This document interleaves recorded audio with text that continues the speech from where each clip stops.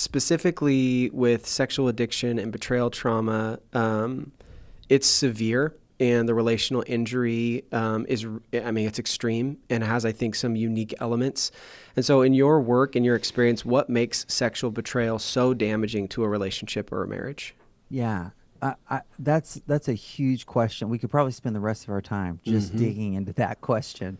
Um, the first thing that comes to my mind, though, is that the sexual aspect of who we are, because of the way that God created us, I would say that our sexuality is the most concentrated intersection of our body and spirit Hmm. that we can possibly Hmm. experience.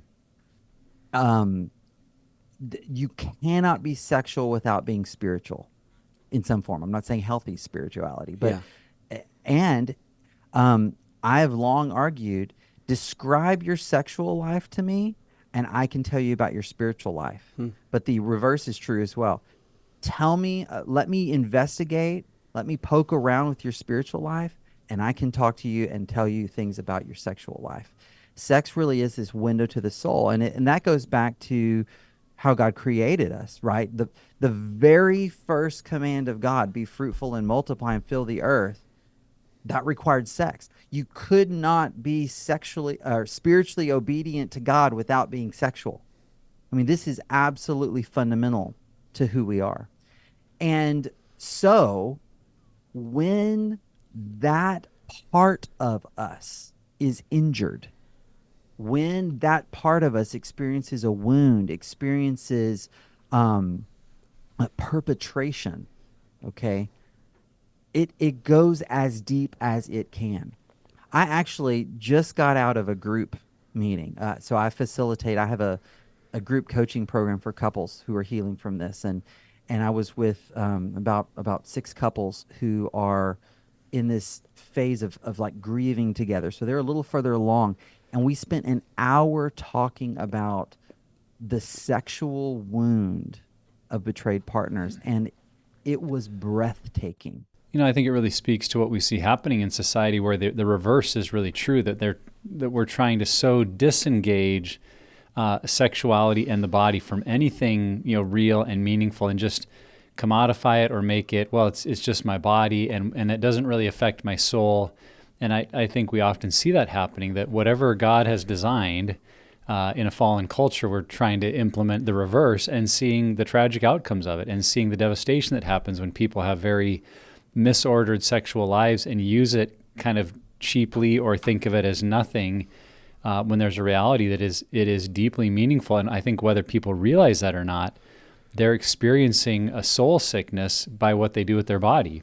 And if we could Yeah. just see Yeah. that connection as a culture, man, what a difference that would make. Well, I and think I that was think, really good. Jake, you're putting language to, I think it's 1 Corinthians 6, where Paul talks about the uniqueness of sexual sin against yourself. Yes. I've never heard it said that way. I think that was really well said. That's maybe a more practical explanation of, I think, maybe what Paul was referring to.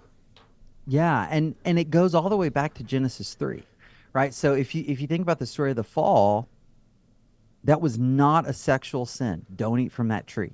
And I happen to believe, the way I read that text, it was a literal tree. There was literal fruit. I don't Mm-hmm. think that Yeah. that's metaphor. Some Yeah. people read it as, a metaphor for something sexual. I don't. I think there was a tree. I think there was fruit. They ate it, but the consequences were sexual, right? So after they eat of this tree and they fall into sin, their immediate response is they fashion these coverings for themselves out of fig leaves, and they cover their sexual organs, their genitalia. Hmm.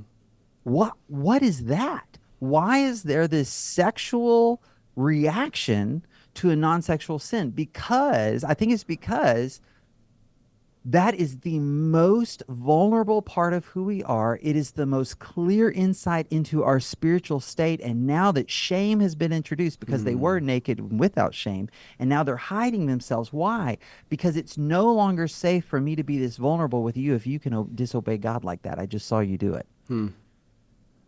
Yeah. Wow.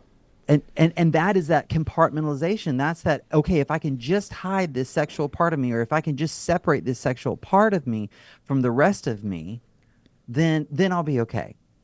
That'll keep me safe. And these fig leaves, they never work.